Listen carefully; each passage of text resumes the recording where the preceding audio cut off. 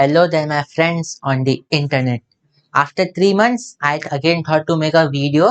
So, from this video onwards, I will be starting to teach you JavaScript. Now, what is this JavaScript?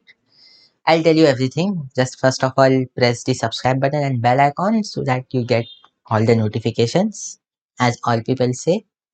Now, let us see how these websites work, all the basic information and the prerequisites that you need in order to see these videos by a presentation.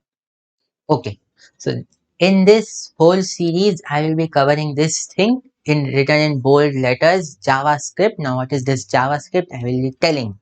So, first of all, we need to know how these websites work, which we visit daily.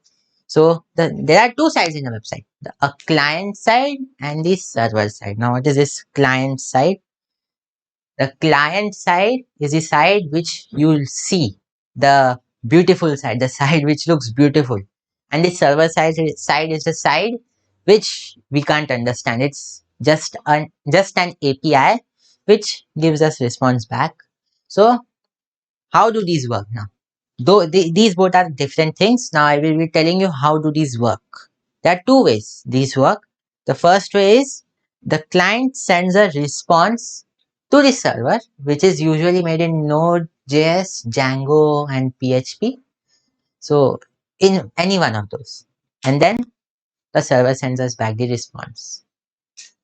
So see, it's the client sends a request and server sends back the response. Now the other way is that the same thing, but in return the server will return the response in HTML, CSS, JavaScript instead of JSON and all to be shown in your client side.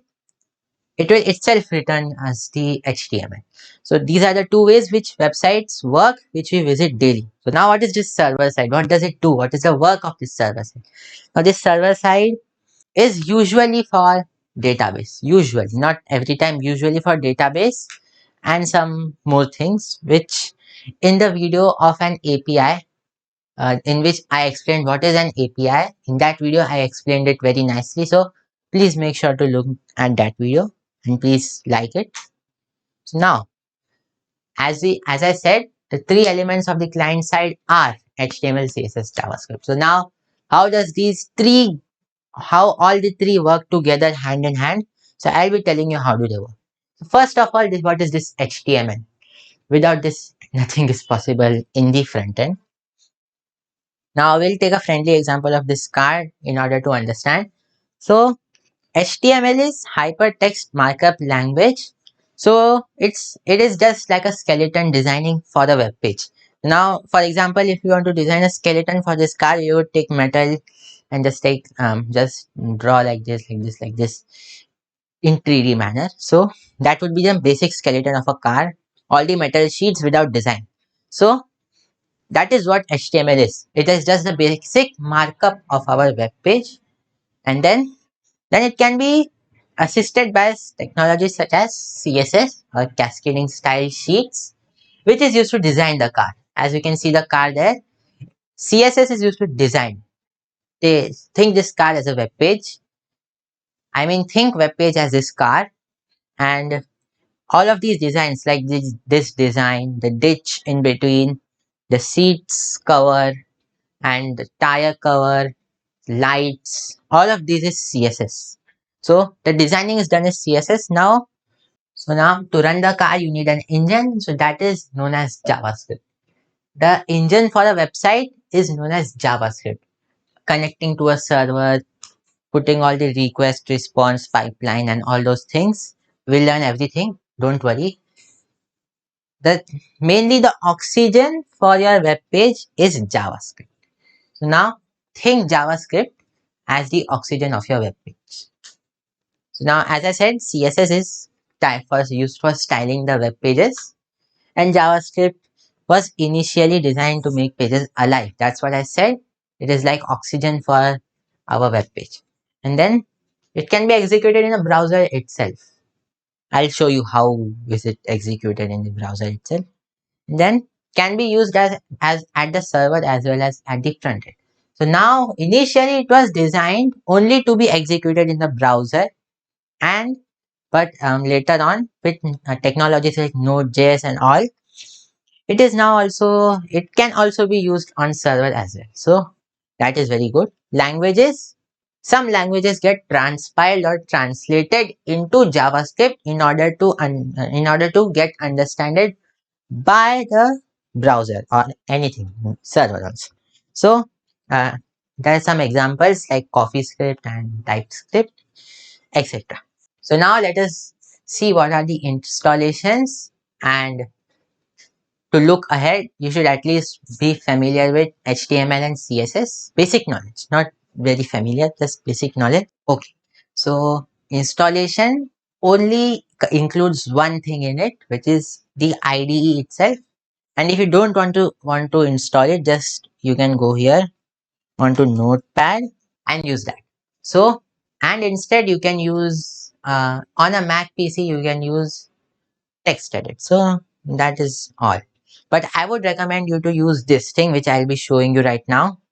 So I'll be recommending you to use the thing known as Visual Studio Code and text editor, as well as an IDE. You can say it as anything. So I would recommend you to use that. So go on to Google and write the code.visualstudio.com. You can even use Sublime Text. You can even use Sublime Text. You can even use Coda. You can use whatever you want. But the thing which I'm recommending you is Visual Studio Code. You can download it by clicking here. The thing which I'm clicking with my hands. This. Okay. Just download it for Windows. If you have a Mac, just click here. If you have a Mac, then download it from here. Windows. I mean Linux, just download it from here. Download it for Windows now. Okay, so the installation has started, but as I already have it, I don't need it. So I'll just cancel the installation and close Google Chrome. After this, you can go on to your search and write there Visual Studio Code. Same on a Mac, just press Command and space so that your Visual Studio Code, and just search there for Visual Studio Code, it will appear. Okay. So now, if you are on a Mac, go to Finder, or if you are on a Windows, do whatever I am doing. Go to File Explorer, get onto File Explorer. On the desktop, create a new file. On desktop, create a new file. So I would name it as just new folder. On a Mac, I mean on Finder, you can go to File, New Folder, and just do whatever I'm doing. So it is JavaScript. Enter. And just drag it onto VS. See now what will happen. It will change its appearance, be something black, and this happens. The next thing in Visual Studio Code, what we need is on this block icon, just click and write search for live server. Oops, live server, which is the which will it is an extension which launches a local development machine on your computer. So here you will see an install icon. Just click on that and then come back to this icon. And in JavaScript, just create an index.html. All right. So now here, just press exclamation mark and enter. Now what will happen? This kind of syntax will automatically be generated on your computer. It is known as boilerplate, which we will edit afterwards in the Visual Studio Code tips and tricks video, which will be coming soon. So we can just write here JavaScript.